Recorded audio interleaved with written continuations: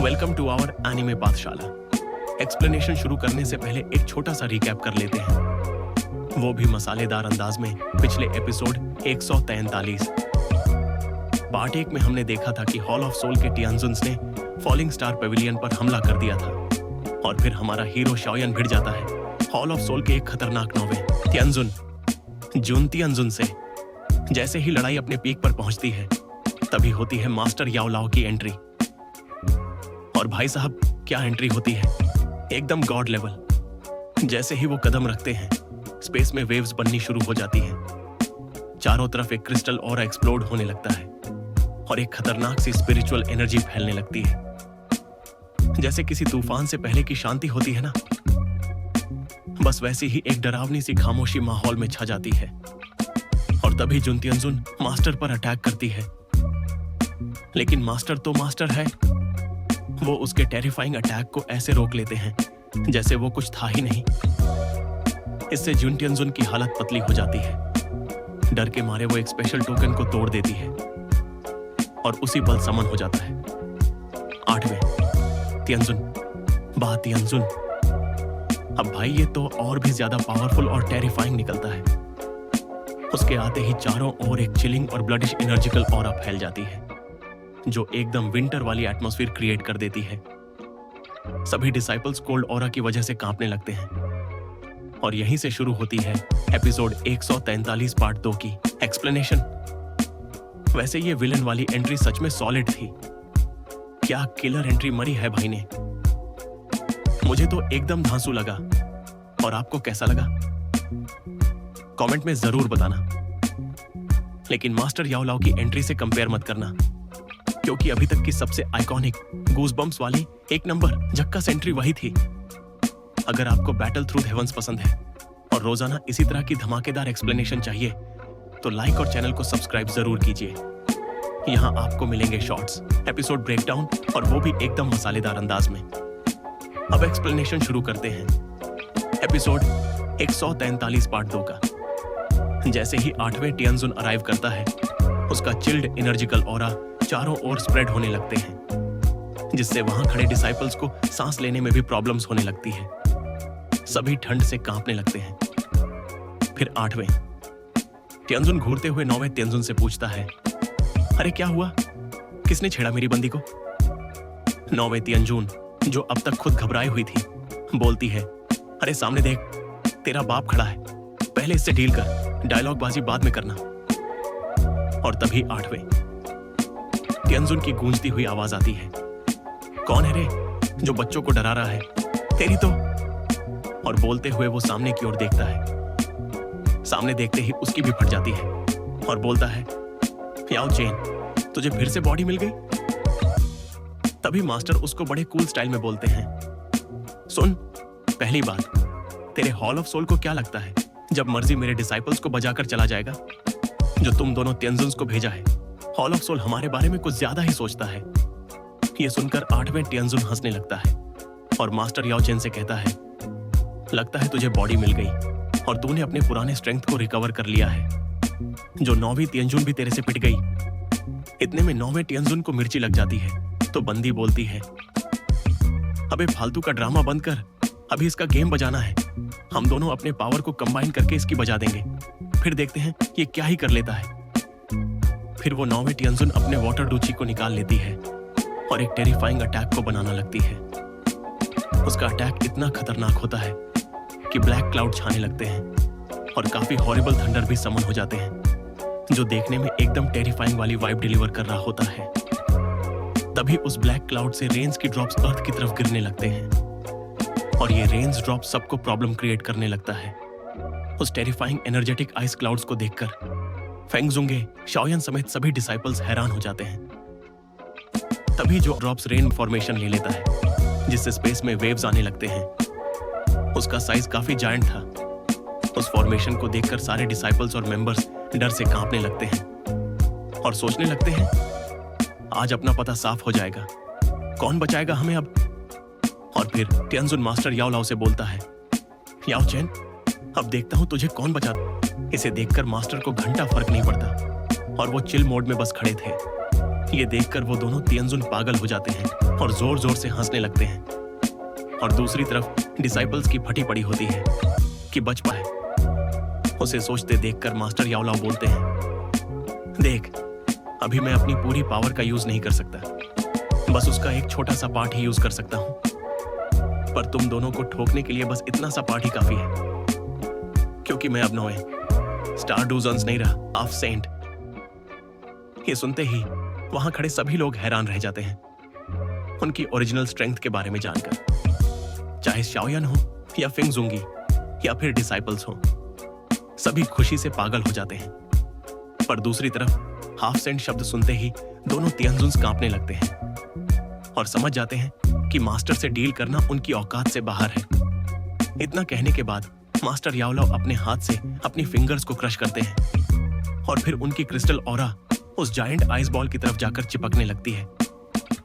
फिर वो उसे छोटे छोटे पार्ट्स में तोड़ देते हैं और मास्टर उन आइस के छोटे छोटे पार्ट्स उसके बाद जो ब्लैक क्लाउड स्काई में होते हैं हटने लगते हैं और आसमान बिल्कुल साफ हो जाता है, जैसे यहां कुछ हुआ ही ना हो। और सारे डिसाइपल्स खुशी से मास्टर के नारे लगाने लगते हैं, जैसे किसी ने अच्छे से उनकी बजा दी हो। फिर अगले ही सेकंड दोबारा उनकी आवाज आती है, याओ चेन, आज जो तुमने हमारी हॉल ऑफ सोल की बेइज्जती की है, इसका बदला हम जरूर लेंगे। बस उस दिन का इंतजार करना। तुम्हारे फॉलन स्टार पवेलियन को नहीं छोड़ेंगे। और पिटने के बाद ये फालतू का डायलॉग बोलते बोलते वो दोनों तियनजुन्स निकल लेते हैं। फिर फॉलन स्टार पवेलियन के लोग झूमने लगते हैं, चारों तरफ खुशी का माहौल बन जाता है। पर याओलाओ दूर ही उनकी तरफ देखते रहते हैं। अपनी पूरी स्ट्रेंथ अचीव कर ली। तब याओ चेन बोलते हैं, अगर मैं अपनी पूरी स्ट्रेंथ यूज कर पाता तो इन दोनों को यहीं रगड़ दिया होता और ये भाग भी नहीं पाते। तब शाओयान उन्हें बोलता है, अगर आप टाइम पे नहीं आते तो यहां कोई भी जिंदा नहीं होता, वो सब कुछ डिस्ट्रॉय कर देते, पर आपने आकर सबको बचा लिया। तब मास्टर याओलाओ बोलते हैं, ये सब तुम्हारे कारण ही पॉसिबल हो पाया है। तुमने मेरे लिए बॉडी रिफाइन की और उसमें कोई कमी नहीं छोड़ी। शाबाश मेरे चेले, थैंक्स इतनी हेल्प के लिए। तभी वहां फेंगजुंगी और पूरी टोली भी आ जाती है और फेंगजुंगी बोलते हैं, याओ चेन, तूने तो एक नंबर ठोका सबको। क्या ही ठोका है, एकदम जबरदस्त। मैंने तो कभी एक्सपेक्ट भी नहीं किया था कि तू सीधा हाफ सेंट में पुश कर जाएगा। बहुत बढ़िया भाई। और सभी एल्डर्स मास्टर को ग्रीट करने लगते हैं। तब मास्टर सबको थैंक यू बोलते हैं इतना ज्यादा सपोर्ट करने के लिए। और फिर फेंगजुंगी बोलते हैं, याओ चेन, तू टेंशन ना ले, हम सभी मेहनत करके अपने फॉलन स्टार पवेलियन को कुछ ही दिनों में पहले से भी बेहतर बना देंगे। ये सुनकर मास्टर हाँ में सिर हिलाते हैं और एक खुशी का माहौल चारों ओर छा जाता है। कैमरा जूम करता है एक आइसोलेटेड जगह पे, जहां शाओयान कई दिनों से बैठा अपनी इंजरीज रिकवर कर रहा है। तभी एक जानी पहचानी प्रेजेंस आती है। मास्टर याओलाओ वहां पहुंचते हैं, हल्की मुस्कान के साथ पूछते हैं, तुम्हारी इंजरीज कैसी है? तुम बेटर फील तो कर रहे हो ना? शाओयान उन्हें देखकर खड़ा होता है और रिस्पेक्टफुल तरीके से ग्रीट करता है। फिर पूछता है, मास्टर, हॉल ऑफ सोल का कुछ पता चला क्या? कोई मूवमेंट नोटिस हुआ? याओलाओ हल्के हंसते हैं और बोलते हैं, अबे टेंशन न ले, अब अपना फॉलन स्टार पेविलियन इतना पावरफुल बन चुका है कि हॉल ऑफ सोल को अटैक करने से पहले 10 बार सोचना पड़ेगा। और अब तू भी काफी स्ट्रांग और समझदार हो गया है। मेरे लिए ये गर्व की बात है कि मैं तेरा टीचर हूं। शाओयान मुस्कुराते हुए थैंक यू बोलता है, फिर अपनी अंगुली से एक रिंग निकालता है। मास्टर, ये आपकी रिंग है, इसे आप अपने पास रखिए। मास्टर रिंग को लेते हैं, देखते हैं और कहते हैं, इस रिंग में जितनी टेक्निक्स थी वो तुम पहले ही सीख चुके हो। अब तो तुम खुद भी एक टीचर बन चुके हो, लेकिन इसमें एक चीज है जो शायद तुम्हारे बहुत काम आ सकती है। और ये कहते हुए मास्टर रिंग में से अपना बोन चिलिंग फ्लेम निकालते हैं और शाओयान की तरफ बढ़ाते हैं। मैं पहले से ही हाफ सेंट में ब्रेक थ्रू कर चुका हूं, मुझे इसकी अब जरूरत नहीं, ये अब तुम्हारा हक है। पर शाओयान पीछे हटता है, मना करता है, मास्टर, मैं बच्चा नहीं हूं, मुझे पता है कि एक हेवनली फ्लेम एक एल्केमिस्ट के लिए कितना जरूरी होता है, इसलिए ये फ्लेम आपके पास ही रहे मास्टर याओलाओ थोड़े इमोशनल हो जाते हैं। सोचते हैं कितना समझदार हो गया है ये शाओयान, शाबाश मेरे चेले। फिर वो प्यार से कहते हैं लेकिन तुम्हें बहुत जल्द और भी ज्यादा पावरफुल बनना होगा ताकि तुम अपने फादर को हॉल ऑफ सोल से बचा सको, और इस फ्लेम की मदद से तुम्हारी स्ट्रेंथ तेजी से बूस्ट होगी। और ये कहते हुए फ्लेम को शाओयान की तरफ पुश करते हैं और अपना स्पिरिचुअल मार्क भी हटा देते हैं। मास्टर जाने लगते हैं, तभी उन्हें एक बात याद आती है। वो पीछे मुड़कर शाओयान से कहते हैं, अबे सुन, फिलहाल तुझसे मिलने तेरी एक्स बंदी आई है, तू मिलना चाहता है या नहीं? सीन शिफ्ट, हमरा सडनली पैन करता है नयन की तरफ, जो बेचैनी से शाओयान का वेट कर रही होती है। वो थोड़ी अनकंफर्टेबल लगती है और फ्लैशबैक में याद करती है कैसे कभी उसने शाओयान की बेइज्जती की थी, और आज वही शाओयान एक पावरफुल डाउजन और रिस्पेक्टेड यंग मास्टर बन चुका है। तब शाओयान उससे पूछता है, क्या हुआ, क्यों आई हो? वो थोड़ा झिझकते हुए बोलती है, प्लीज मेरे टीचर को बचा लो। शाओयान पूछता है, क्या हुआ उसे? नालन धीरे बोलती है, जब मैं और मेरी टीचर सेंटर प्लेन्स पहुंचे तो हम फॉलिंग स्टार पवेलियन पहुंचे, जहां हमें गेस्ट एल्डर्स की तरह जगह दी गई। कुछ साल शांति से बीते, फिर एक दिन हमारी मुलाकात हुई एक बहुत ही बुजुर्ग महिला से जिनका नाम था मुयाओ। वो कभी फ्लेवर सेक्ट की सबसे रिस्पेक्टेड और मिस्टीरियस लीडर्स में से एक थी, लेकिन जब वो हमसे मिली तो उनकी हालत बहुत खराब थी। शरीर ऑलमोस्ट टूट चुका था, पर आंखों में अब भी जज्बा था।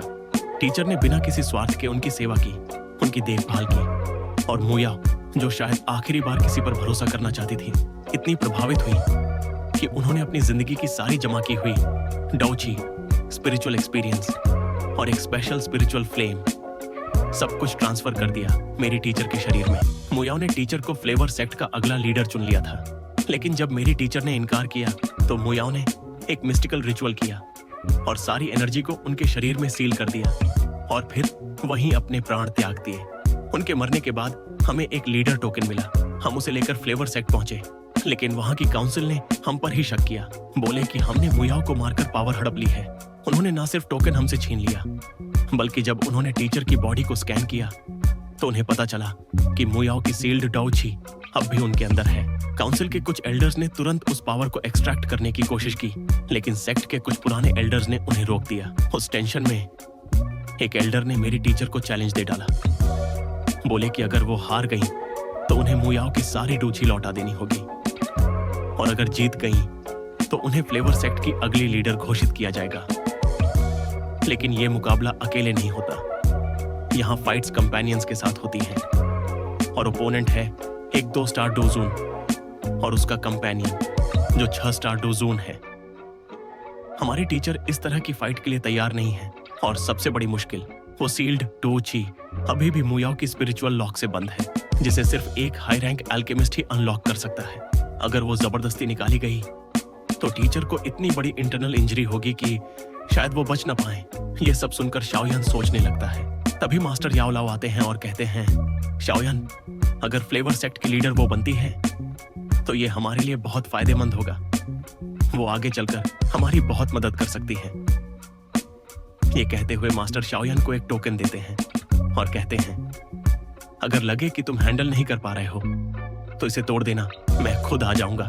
शाओयान सिर हिलाकर हाँ करता है और नालन यनरन से पूछता है, कितने दिन बचे हैं कंपटीशन में? वो बोलती है, 15 दिन।